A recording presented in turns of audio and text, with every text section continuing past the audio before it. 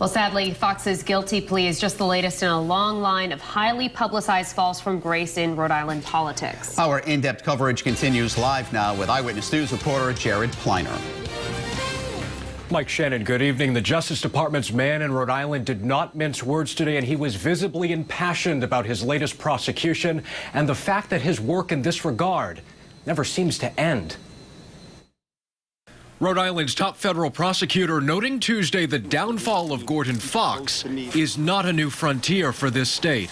Since I have been U.S. Attorney, just in federal court alone, we have convicted 3 town councilmen, a mayor, a state senator, and the deputy speaker of the House of Representatives.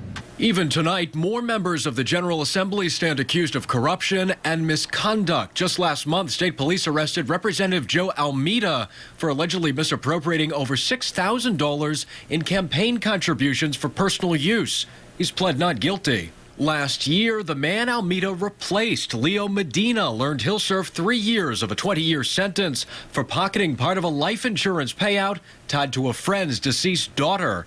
And who can forget Operation Dollar Bill, an investigation into influence peddling? In 2008, former House Majority Leader Jerry Martineau received 3 years behind bars. The Woonsocket Democrat admitted arranging business dealings with corporate clients, then using his influence to steer legislation.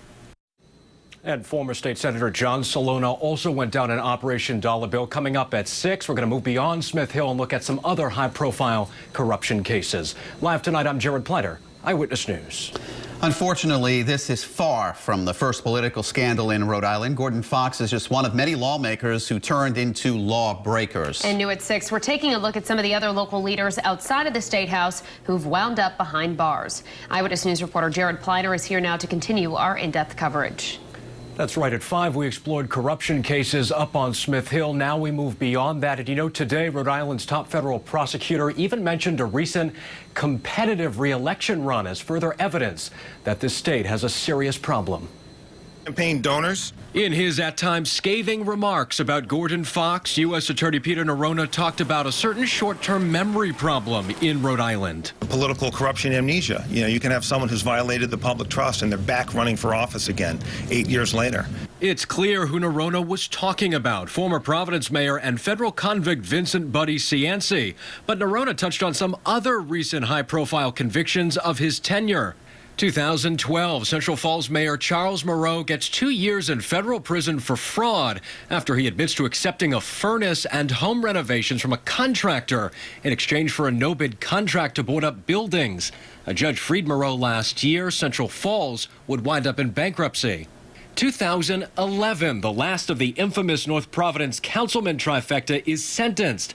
John Zambarano, Raymond Douglas, and Joseph Birchfield are all serving between 5 and 6.5 year sentences for conspiring to extort bribes in exchange for votes.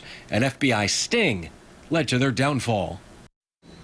And current state lawmakers who spoke with WPRI today say this latest scandal just exacerbates an already negative perception of what goes on up under the rotunda.